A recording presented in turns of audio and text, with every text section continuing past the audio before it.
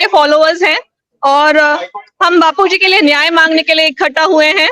11 साल से हम निरंतर बापूजी की जो सेवा कार्य चल रहे हैं हम उनसे जुड़े हुए हैं, लेकिन आज 11 साल बाद हमें ये आंदोलन करना पड़ा क्योंकि अब पानी सर से ऊपर जा चुका है।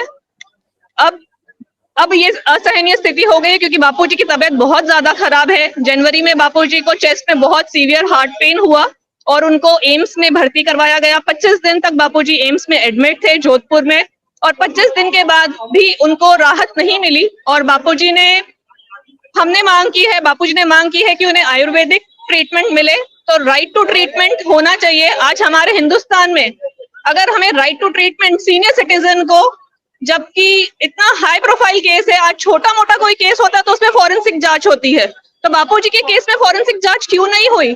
जिस लड़की ने जोधपुर के केस में जिस लड़की ने आरोप लगाया है उसने कहा कि जोधपुर का केस है, वहां का मैटर है, उसके साथ बापूजी ने कुछ गलत स्पर्श किया। उसने सिर्फ कहा है, उसका हमारे पास रिपोर्ट्स है।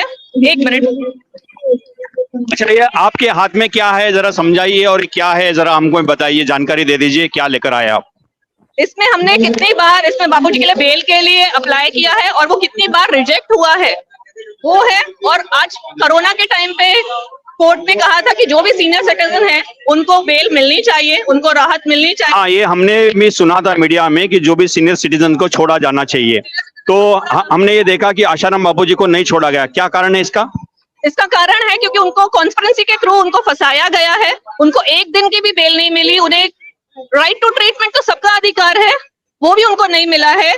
हमने मेडिकल रिपोर्ट में कहीं पर भी स्क्रैच मार्क नहीं है, लॉस ऑफ कॉन्शियसनेस नहीं है, नो बाइट मार्क्स। हमारे पास सारे प्रूफ्स है जो हमने कोर्ट में सबमिट किए हैं और सारे प्रूफ्स होने के बाद में भी कोर्ट ने वो कंसिडर नहीं किया। लड़की बालिग है, वो सारे प्रूफ्स 5 प्रूफ्स हमने कोर्ट में सबमिट किए हैं कि लड़की बालिग है और केस वो बता रही है कि जोधपुर का केस है, वो रहती थी शाहजहांपुर और फिर वो जाकर दिल्ली में उसने एफआईआर फाइल की, वो भी रात को 2:30-3 बजे।